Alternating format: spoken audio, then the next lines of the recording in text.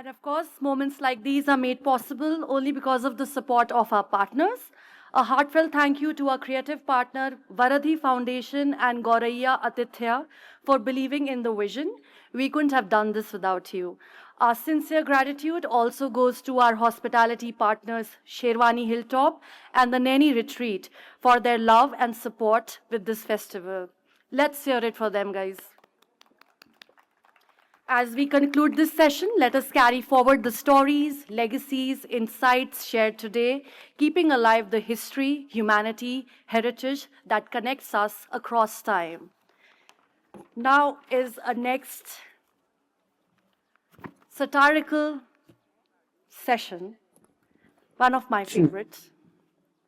They say humor makes us laugh and satire makes us think. And when satire is in the right hand of women, it often comes with an extra measure of wit, insight, and the courage to say the unsayable. From the stories of the past, we now move to stories that make us laugh first and then think later. As they say, satire works where often the most strident criticism fails. From ages, women have always been called the weaker sex. And frankly, there can be nothing more laughable than that. Personally, I believe we do most things rather well, including satire. And to prove that point, we have with us three remarkable women who yield satire with wit, wisdom, and with just the right amount of mischief. Presenting to you our first speaker, Richa S. Mukherjee, a TEDx speaker, travel writer, blogger, and award-winning writer, and author of 5 novels, several now headed for screen adaptation. Her work has appeared in the Times of India and Hindustan Time. She was also featured in the Rolling Stone magazine as a part of Women in Creativity initiative in the year 2023. Joining her is Shunali K, Shroff, Mumbai-based writer and author for the best-selling satirical novel Love in the Time of Affluenza and the memoir Battle Hymn of a Bewildered Mother. She also co-hosts the popular cultural podcast Not Your Auntie. And completing the wonderful panel is Vasundhara, actor and writer. Her debut novel, The Accused, published by the Westland Books, is a crime thriller that explores a world where social media shapes narratives and the truth often takes a backseat. Ladies and gentlemen, please join me in welcoming these 3 beautiful women. Hi, everyone. Good morning. I see that you're all very much bundled up despite the sun. And I know that we were all introduced already, but I would like to just add a teeny bit of my introduction for each of them. Let's start with Shunali. Shunali is a columnist. You all know her as an author, but she's also a columnist.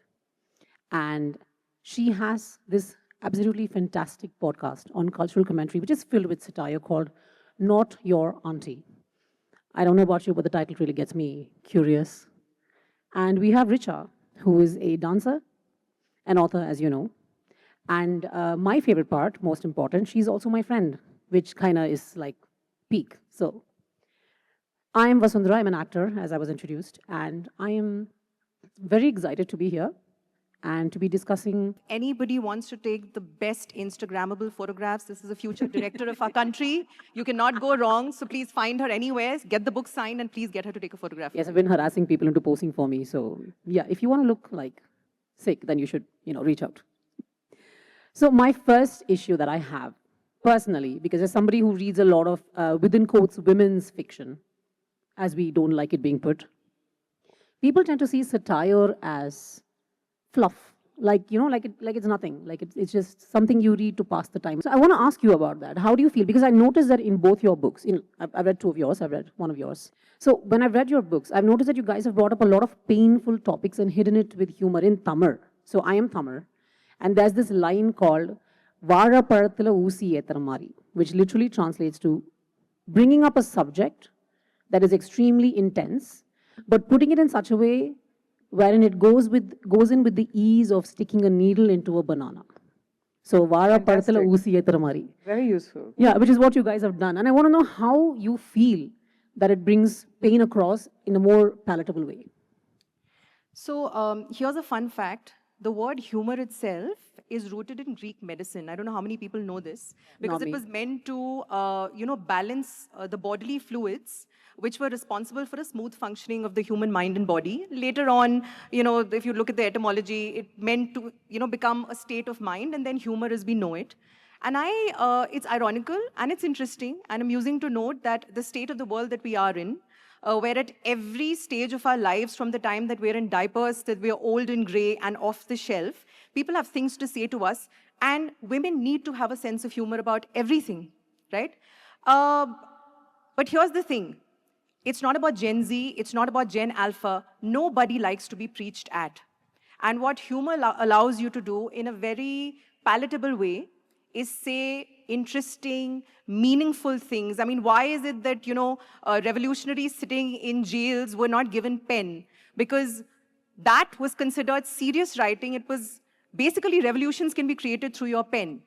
So what I would like to say is the zone that we operate in, and I have to sell this, and which is very strange, is that all sorts of revolutions do not need belligerence or shouting from hilltops. It can be done in a quiet and subtle manner. It can be done through observations, the idiosyncrasies of society, the comedy of life and manner, and everything that we're subjected to and the amount we are mansplained to.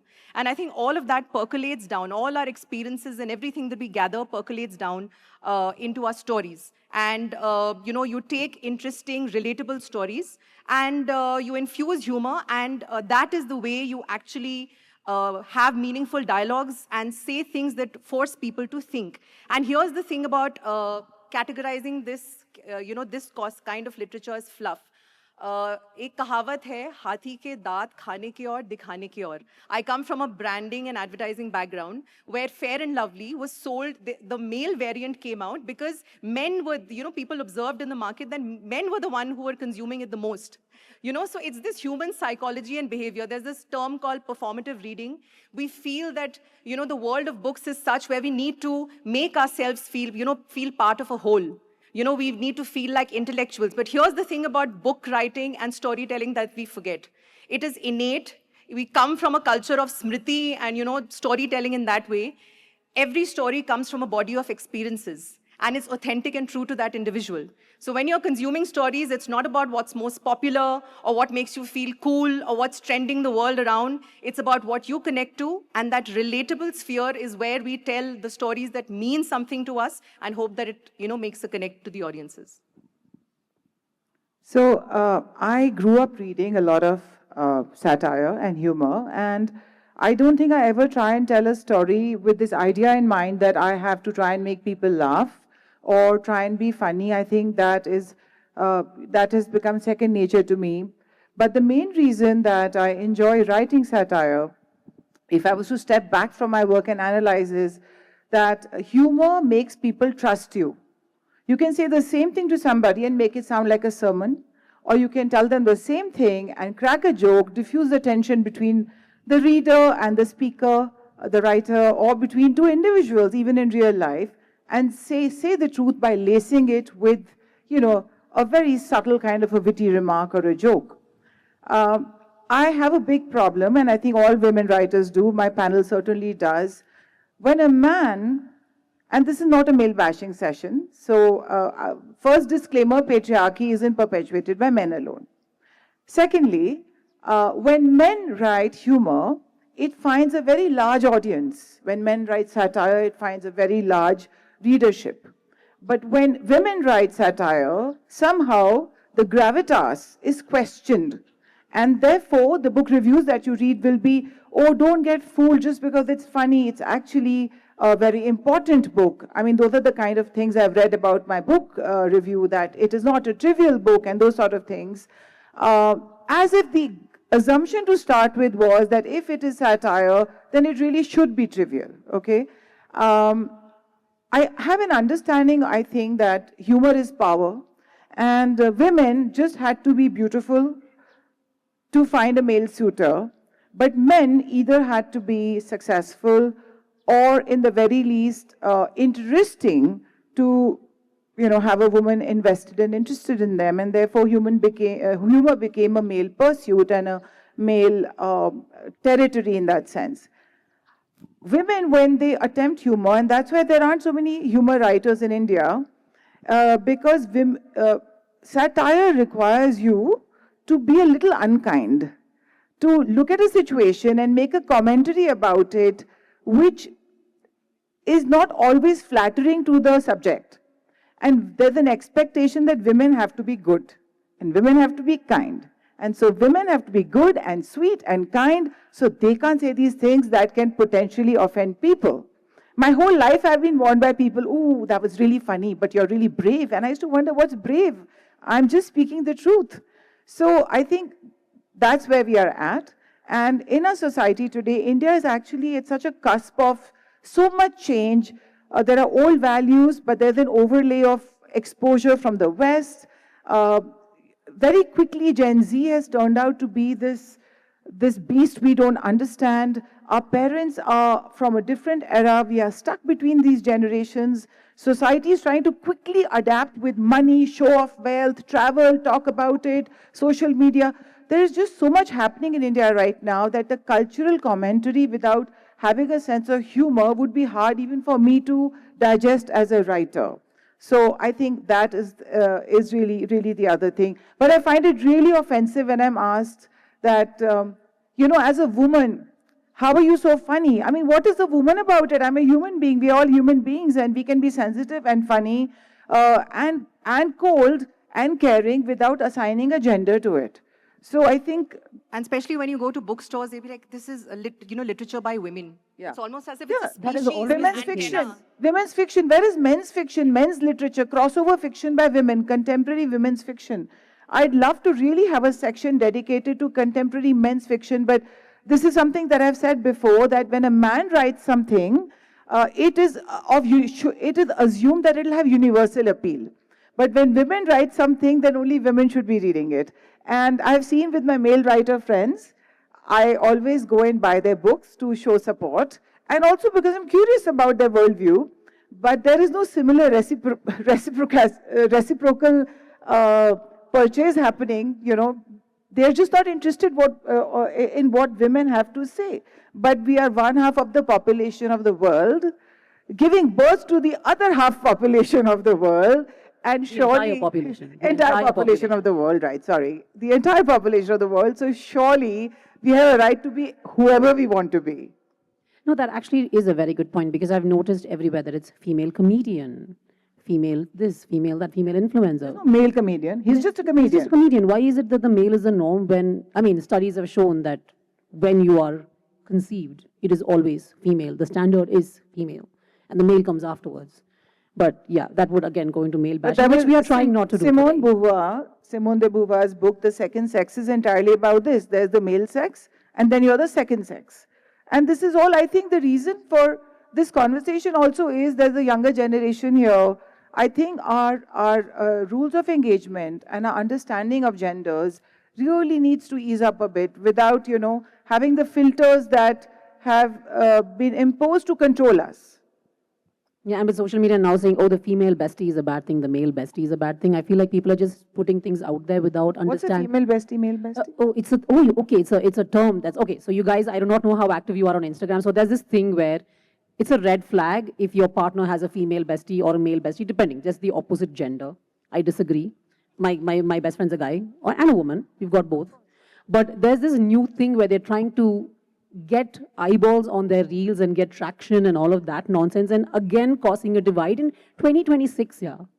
But yeah, this is another thing, female bestie, male bestie, where that's the only time where I've heard the prefix male. Yeah. Yeah, male nurse, male nanny. The more things change, the more they remain the same. Exactly. That's why trad vibes, but we are digressing. But that brings me to my topic, wherein you say, and we were discussing this just a little earlier. So you guys must have noticed that romance is considered a female genre, where anything even slightly like pain, emotional pain, that is not on a larger scale, so say divorce, say heartbreak, is considered a female genre.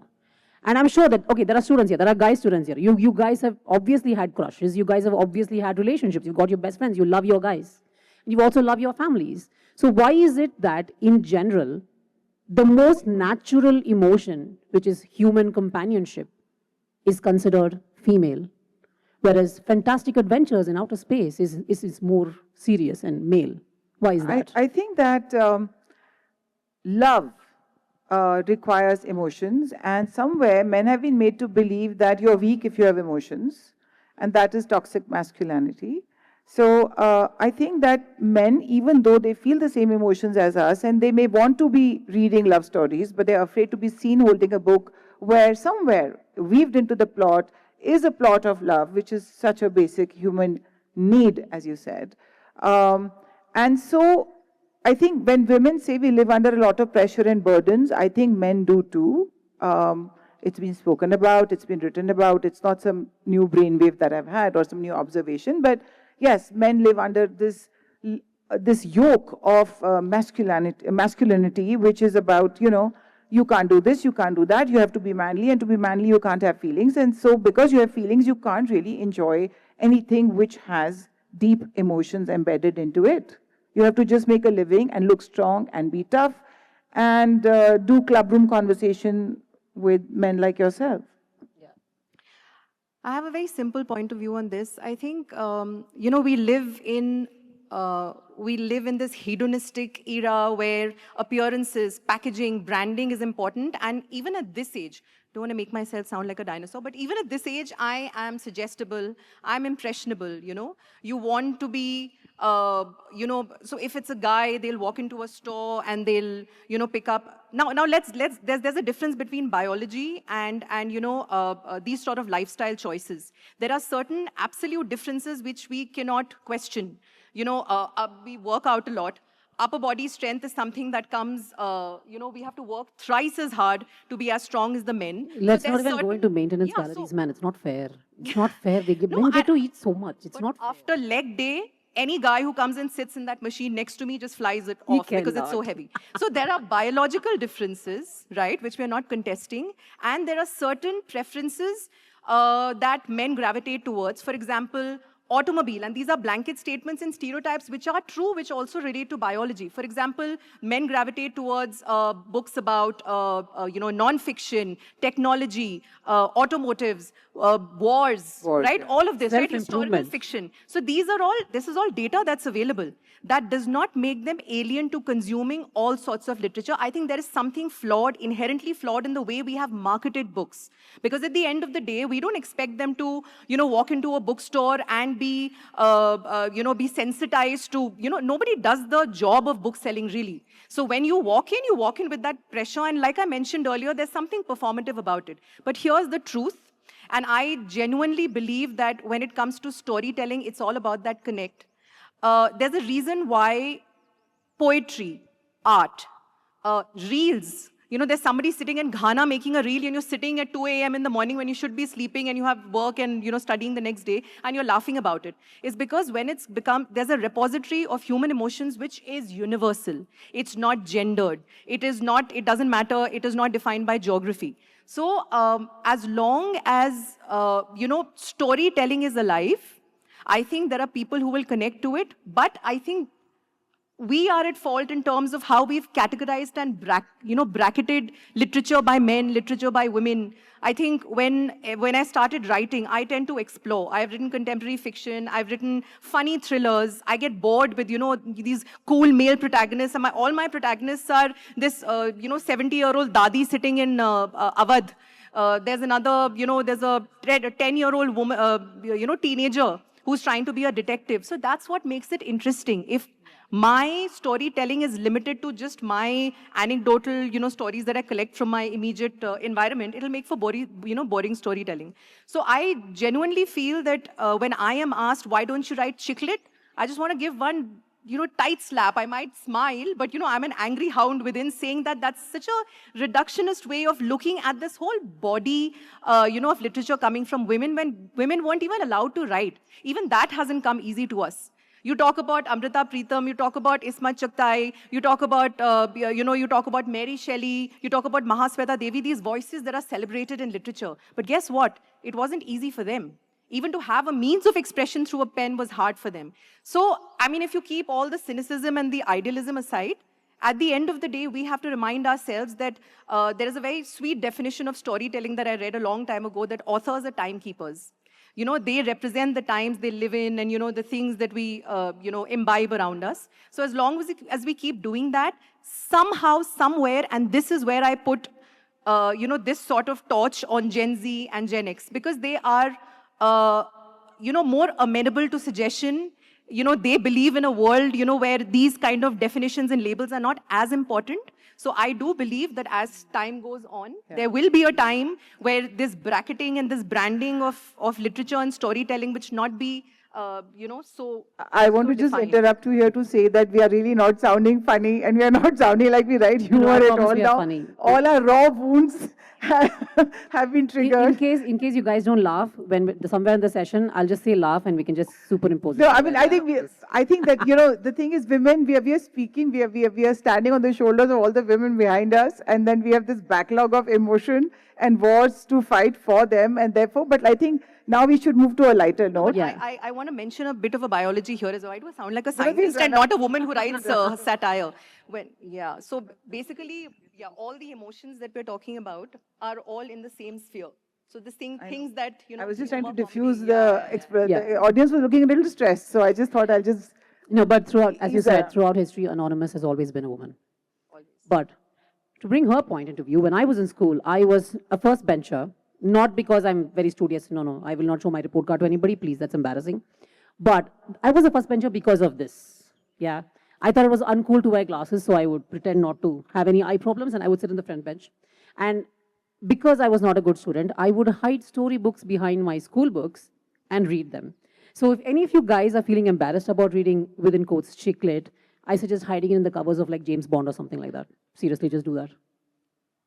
But you guys brought up something very interesting, and you guys have brought up heartbreak. And your book is about a woman who's going through a divorce, and as is yours. There is humor in it, but there is absolute pain as well. And the thing that I noticed in both cases is that both of them are trying to find themselves while staying true to themselves, without giving in to societal commentary on what a divorced woman's life should look like. But you brought it so funnily, and I'm really glad that you guys did that. How do you, is that like a coping mechanism, humor, in a way? I think that I was not going to read a passage from the book, but I think that it might give them a little flavor of something if I attempt reading it. So my novel starts with a woman finding out that her recent ex-husband has gotten married to a woman half his age. She is an influencer, the woman he's married to. And my protagonist, her name is Nayantara. Nayantara is 40, divorced, has no wealth of her own, and she has neglected her PR company such that she doesn't even have a place to live. This man, in the meanwhile, her ex-husband is a filmmaker. He walks the Cannes red carpet. He's highly celebrated and wealthy. Since they have no children, she didn't contest and ask for alimony, and she has none. Now, when you are recently divorced, you want to see your ex-husband really suffering and unhappy, especially if he has decided that he doesn't want to stay married to you. So Nayantara is hoping that he's the one who asked her to get out of the house. The marriage ended on a very bitter note. And Nayantara hopes that this man will probably be balding, gaining weight, in semi-depression, Losing his and pining for her. However, here she sees on Instagram that he's having this great secret wedding, which is not so secret. These days, people do a lot of secret things and reveal it on Instagram, as you know, for eyeballs. And she's shattered by that.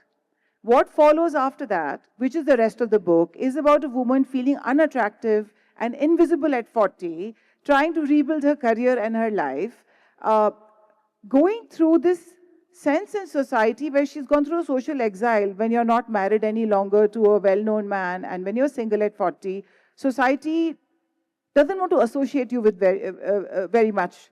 And she begins to feel really left out. And as it happens with most single or divorced women, when they're in their late 30s or 40s, their friends try and set them up with other men they think are highly eligible. So, this is a commentary on a very wealthy woman who's a friend trying to set her up. It's written in first person, so this is Nayanthara. The housekeeper leads me up the stairs to the living room where I'm greeted by Sagri, who is seated on a striped accent chair wearing a chic yellow kaftan with purple velvet mules.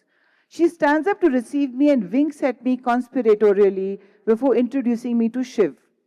And this here is Shiv, she says. He's single, very eligible, and very successful.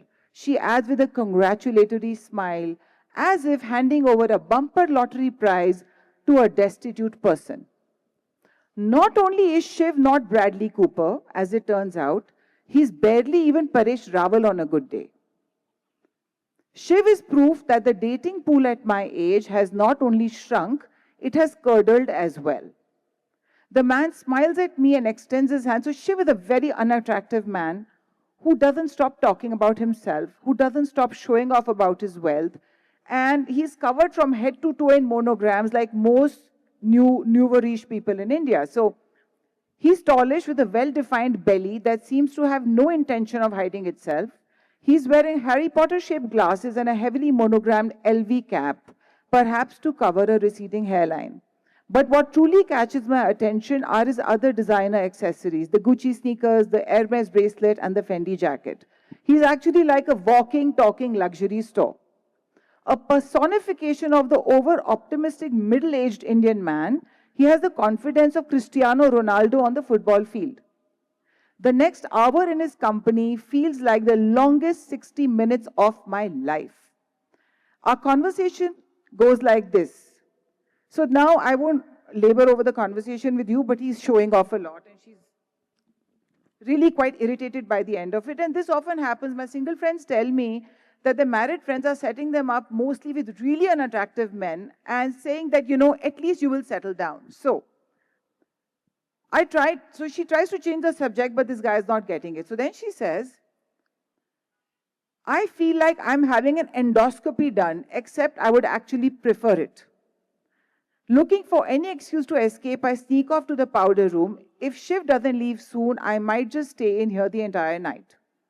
Thankfully, Shiv says he has to be somewhere else, presumably to fatally injure people with his mind-numbing conversation, and I breathe a sigh of relief the moment he leaves. So, what did you think? Sagri asks me, her brow raised. A smile teasing her lips. I thought it might be more fun to date Kim Jong-un, I say. She gives me a blank look. Who is Kim Jong? Are you into Korean shows? Yeah. No, I'm not. I mean, it might be more fun to die alone. Finally, this is the last part. Sagri is telling her, listen, I know he's not attractive, but he's so successful. He has so much wealth. All the white women in London are crazy about him. I tell her I have no doubt he would be considered charming in certain countries, just as haggis is a delicacy in Scotland, but he's not for me. Oh, but he's very dil ka saaf. He'll keep you very happy. There aren't many good men for a girl your age. Abhi, you know na, a man who is hot and all in his 40s will want a much younger girl too. You should grab a good man like Shiv with both your hands. You know I want the best for you. Now this is the last few lines. What hope do I have in a world where the minute a woman hits her 40s, she's expected to grab men she wouldn't willingly buy an LIC insurance policy from? And I want to know, how are these men so confident? What are their mothers telling them while raising them that they believe they can have absolutely any woman they fancy? Meanwhile, women are out there busy underestimating themselves like there is a Nobel Prize for self-doubt. So it's a really funny book. You should pick it up. So mine is basically, it's approaching divorce in a very humorous way because that makes it much more palatable. There's this overbearing mum. This is, it's called the divorcee family in that entire ilaka. Oh, yeah. And she's signing off on a second divorce. It's not like you've grown horns or you've been left by the wayside. But she decides to take this Zindagi Na Milegi Dobara inspired trip abroad. And her mum decides to join in. And there's dogs called Mutton and Bhindi and interesting characters that they meet along the way. And of course, because of the humor, there's a lot of social commentary that's in there. So you should go and pick up, and you'll get two flavors of this very heart-rending situation in a woman's life and a man's life, but the focus is always on the women, but written humorously. So I hope you read it. No, but it's very interesting because yeah, so this is very interesting because she's 40 and she's already had a second divorce. Either एक marriage भी नहीं हुई. And I don't have friends like yours, like the ones you've written about, because not a single friend of mine has ever tried to set me up with anybody. I don't know if it's because I'm a horrible judgmental That's not person. a bad thing. Trust me, no, I recently went and spoke to my married friends and they were like, okay, I think I'm ready to get married. They're like, don't do it. Like, don't do it. Trust me, don't. I'm like, I thought you had a happy marriage. They're like, yes, you thought. It's not true. Don't do it. But yeah, on that case, 2 books about divorces, which I find very interesting. What I find a lot more exciting, Richa, is when you were introduced, which I already know, I'm just doing drama here. But when you were introduced, they said that your books have been acquired to be made into series. Can you tell us about that? That came as a surprise to me as well, but it's the thing, right? It's about relatability, which is why I was saying, literature is such a democratic world. It's all about what people connect with. Yeah. And my stories are all meaty, hearty stories. I've lived all over the country. So I tend to have this perspective as this, fly on the wall. I'm like this migrant moving around everywhere, collecting stories and, observing people. So I think that is something that endeared my stories to, the filmy world, which you also know a lot about. Yeah, yeah. So it's going to bigger audiences. What I was concerned about was, who the characters were going to be. And I did my whole list of, Abhay Deol and Ayushmann Khurrana, and they just said, excuse me, you've written the book, you've handed it over, ab baith jaiye. Casting. Ab baith jaiye. Just pretend you're casting Yeah, right yeah. now. Just cast So somebody let's else. just say we get pittance, we share the peanuts once in a while, and we, our dukhdai stories we share when we meet. The money has been given, the book has been taken. I'll keep writing my stories, and I'm desperately waiting to see them on air as well. Okay, but if you had to play a character in one of your books, which one would it be? Small, Smita, छोटा सा. yeah, at the expense of making myself feel very old, the spunkiest character I think is Smita Punjabi, this 57-year-old woman who runs her own Too young business. for She's that. a Sindhi. Yeah, you're too young for that. No, but it's the sweetest and the meatiest and the spunkiest character. So I would paint my hair and just play her. She's really interesting. What about you? I mean, you are like full on in Bollywood. You should tell me which one would you play, or whom would you like to play your Actually, main character? I love, my favorite character ever is from my previous novel, Natasha. And from this novel, it's her gay friend I love the most. Oh, Rishi, you guys have to Rishi. read about Rishi. I love Rishi. Yeah. I wish I So- could speak like Rishi. Yeah, I wish I had a friend like Rishi. So yes, but there's Bollywood, which is common to your work as well. You've written a fantastic book, and it's a thriller, and I think you all should pick it up. It's there. She'll have a session later. My session is tomorrow, yes. Yeah.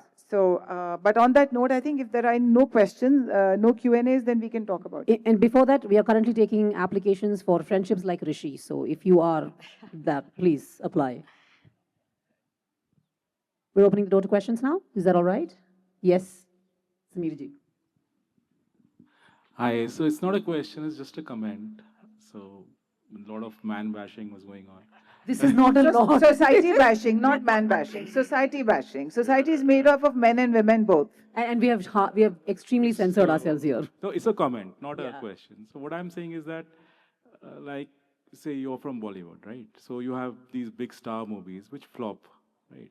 And then you have a very small budget movie which really goes huge, and no one knows the cast, and then because of the content, right? Yeah. So Yes. as a reader, I read, right? And I know a lot of people who read. So I think that you cannot categorize into women authors and male authors and women writing and male writing, because if the content in the book is good, it will reach the audience. I agree. Yeah. I agree. Yes. So even as you're writing and then you feel ki yaar meri book koi nahi pad raha, ya you should hide my book, I would love to pick up a book which is written and has very good content. So that is a comment. So it is not a gendered world, but can I tell you what I was saying earlier about the packaging? I've had conversations with directors where a lot of my, books have female protagonists and strong women and, assertive women. And they'd sit back like this and they'd be like, "Aapke book mein ladies hain?" I said, "Hain?" आजकल ladies वाली book नहीं, films नहीं चलती हैं, you know. So you have that. So there are attitudes. So I'd like to believe that there is a world like this, which there is. I don't want to be cynical, but the people who are filtering all of this, it's the same question about male and female gaze. There are a lot of people who do a lot of gatekeeping along the way. So there are very good stories that are getting through, and we hope they continue to. But ये gatekeeping तो चल रही है, which is defined and tainted by that lens. On that note, when I go for a narration, it's changed now. But जब मैं पहले जा रही थी to listen to a script, and when I ask details, I will be like, okay, what does this character do? What is their motivation? What goes beyond this scene? Behind, before this, क्या हुआ? They're like, madam, इस story में 5 songs है बस. I'm like, I don't dance. I want to know the story. I'm playing a character. So it's changed a lot. But like you said, I do a lot of award circuit films. And for award circuit films to be seen beyond just winning awards, because mine have won a lot of awards, won 7, 8 national awards, quite a few awards. Great. But the thing is, somebody who's a big shot or an influencer has to mention it even once on social media for it to become that popular. So while content is the most important thing, and let's be honest, abhi male wala films bhi nahi chal raha hai. No, and if that is true for the vast population also, then why do male actors get paid more? Yeah. And God bless Priyanka Chopra, man.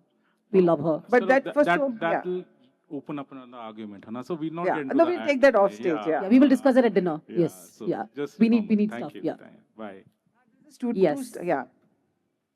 You can all ask one by one. Yeah. Start from here. My question is, do you think sometimes the conversation focus on mainly on urban experiences while rural women faces very different realities? I'd like to take that because, I write a lot about India's, smaller cities. I've written, my next book is based in Pithoragarh. I've written about Jaisalmer. I've written about Kanpur. And, I learned very quickly when I started writing was that I don't need to be apologetic about where I come from and the kind of stories I want to tell. Because that is exactly owning where you come from, owning your roots, and, I find small town India infinitely more charming than, urban stories. I've written those as well. But I do feel that if you can just be authentic about your own experiences and bring out stories from even the rural hinterlands, it'll find an audience. The mere fact that I'm continuing to write, and I'm writing my 7th book now, and there are audiences reading it, and these are primarily, if you look at the numbers, these are primarily urban audiences. There is a place for every story. It doesn't matter where it comes from. And even every writer writes what is true to their experience. If I haven't really lived in rural India, then I'm actually appropriating somebody else's experience. And then those stories are also being told by different genres of writers, you see? So it's not like those stories are getting left out, but urban experiences, even small town India is not the same as rural India, but there's a space for every story, and I'm sure there are tellers for those stories as well. When it comes to films, I know this question was directed at them, but when it comes to films, and I play mostly rural characters, because I do slangs, very, very tribal slangs very well, we are asked to stay with them and get to know them and experience their lives. So a lot of the people that I speak to on a weekly basis are some like 75-year-old grandmother who's a priest at some temple in some corner in Tamil Nadu where there's no signal. She's my friend. I call her like, whenever she goes to her son-in-law's house, I call their landline and I talk to her for like a couple of hours. So we have to experience their lives, which as authors, we are mostly stalkers, trust me. We keep watching people. It's very creepy. And also our Google searches, you shouldn't check them. So we do have to experience them, and then we can bring to fore whatever it is they are experiencing. Good afternoon. Good afternoon. There are actually 2 questions that I wanted to ask. The first one is, do you believe that continued oppression against women has, in both macro and micro levels, has somehow resorted them to read more satire, to write more satire, or women have generally resonated more to satire? The second question is, when you usually use humorous satire, so do you think using humorous satire somehow tones down the seriousness of a certain social construct or a certain conspiracy, right? So do you believe there's some way we could bring sarcasm and satirical way to enhance and sort of revolutionize the way we think on most of the social issues? To answer your first question, humor is an escape also. And a lot of women who are leading highly stressed out lives, trying to play all the multiple roles that they do and doing all the emotional labor, it's nice at the end of the day to be able to read a book that will make you laugh. Open any newspaper today. The news is so grim. So one is that. Secondly, even though all my books are satirical, they are addressing really deep, strong, serious issues. And so they cut close to the bone. So to talk about a serious topic, I don't want to make the reader cry. The reader probably has cried enough in her own life. I want the reader to laugh and say, oh my God, she gets me. And that's what I'm often told, despite jacketing it with humor. And that's what humor writers do. So I think that people need to recognize that humor, like we said, is not just ha-ha and fluff. Humor is ha-ha, but there's also a pause between all the ha-ha that makes you think that, a male writer who was recently moderating a conversation with me, he said that the last scene of my novel made him choke. My book is set between Landor and Bombay, and the last scene is set in Landor. It made him choke. He had a lump in his throat, and to me, that was the greatest validation from a male reader and writer, that despite all the so-called ha-ha, I could still make him feel. So feelings can still happen despite cracking a joke. And as far as women, the quantum of satire or these sort of stories that are coming from women, I think I have grown up reading those women because I chose to read those women. There was Irma Bombek and Ruth Rendell who wrote funny thrillers. And if you actually dispassionate... And Nora Ephron. Yes, absolutely. God bless her, goat. So, and they will all cover social commentary, but in an interesting way. There is more, it's not that we are any less, there aren't issues to deal with. It's just that there is a more democratic space where these stories can be told, and there are more audiences for it, and there are women who've paved the way. So, we're joining the bandwagon and telling those stories confidently now. Let me just add one point. My therapist keeps complaining that I don't take anything seriously and I keep masking it with humor. That was my male therapist. And then I shifted to a female therapist and she's like, oh yeah, I get it. When life is hard, you tend to at least make jokes to make yourself feel better. So everything is not about tears. I mean, I think humor makes everything worthwhile. If you have that lens in the world, life becomes more enjoyable and palatable. You had a question as well. Okay, I have No a other question for you guys. I have a question for you guys, specifically the guys. We're talking about men reading women's fiction. What was the last book you read that commercially would be categorized as women's fiction? Harry Potter is not women's fiction. The main character is a boy. Come on. It's written by a woman. But it's We're written by a debating woman. the But definition of women's fiction. Yeah. See, this is what there's. Exactly. Something written by a Moreover, woman. like reading any Colin Hoover books, it's being now categorized as, women fiction or something like reading. You guys are our only hope. Just read everything. Read a good story. Start with Bas. their books. Yeah. Yeah. Start with Can I that. ask you one question? Yeah. Like, sometimes, women are being considered of drawing a satirical pattern. So I have one question. Drawing from your mastery of humors, dual-edged, how do you architect the stories that dissect the absurdity, especially when it comes to, Sigma male era that is being going around? How you battle with that, beating that, there is feminism that consider not only women participating in feminist movement, but male also being a I part would of like it. to take this action. I'm a rabid feminist. And the problem is that that word is now villainized. And feminism is nothing but a woman having the same opportunities and the same rights and the same pay and the same return on investment and her intelligence without having to compromise on anything else. Now, I'm just going to say one thing to anybody here who listens to the manosphere. An alpha man is not a man who obediently listens to another man. He has to think for his own. If he's not able to think for his own, he is beta AF. Yeah? Sorry for the language. And don't go by popular definitions of feminism. It's not about bra burning and screaming and, always agitating. It's about the reason and I have no qualms in admitting this, the reason I'm sitting here is because I have come from a family of very supportive men. Right? So I call them supporters and not enablers. They haven't given me the permission. They've given me the voice and, and agency. So it's not us versus them. And in fact, in Vigilantes, that's my latest book, one of the, main characters is a cop who's going about cooking and solving, while doing the investigation. So it's about dismantling the stereotypes.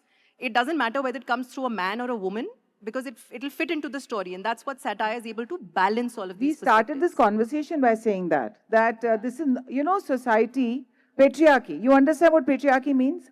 Patriarchy is equally endorsed by and perpetuated by women. So this is not a male bashing session. This is just saying this sky belongs to you as much as it belongs to us. That's it.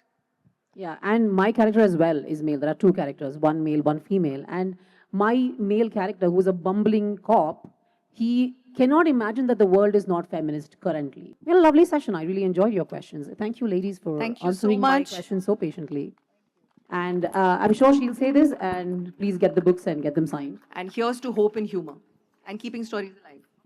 Thank you so much for that wonderfully scripted conversation. That was brilliant.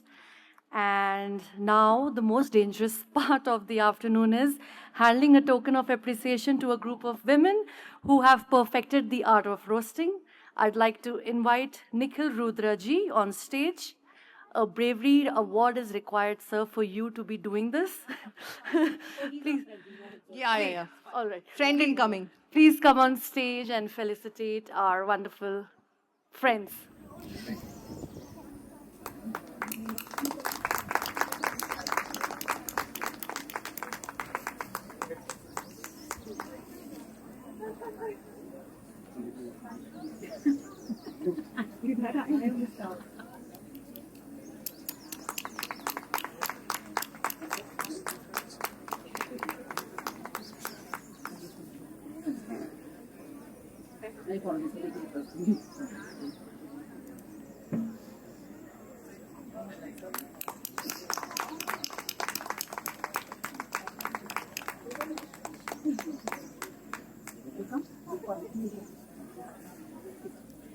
Ladies and gentlemen, let's give them one last round of applause. The only people who can make us laugh at our own demise and then make us thank them. Thank you, ladies. The first workshop is a travel writing workshop by Shikha Tripathi, which will be conducted here at the Kanse Resort on the 14th of March at 11 a.m. And the second workshop is Kalari Yoga Workshop by Shrujna and Kruthi on the 15th of March, again at the Kanse Resort at 11 a.m. All the interested participants, please go and enroll yourself. We have volunteers present over here who will help you further with the enrollment. In case if you cannot find any volunteer, you know this face, please come to me. I will help you with that.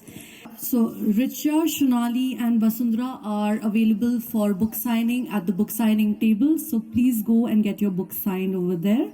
Ladies and gentlemen, we also have, along with these stories, we have a wonderful exhibition at the venue featuring Yashoda and Matpalji's work. It's a rare chance to see the work of Padma Shri awardee who has dedicated his life to preserving India's ancient art traditions. So please stop by and explore his work. Thank you.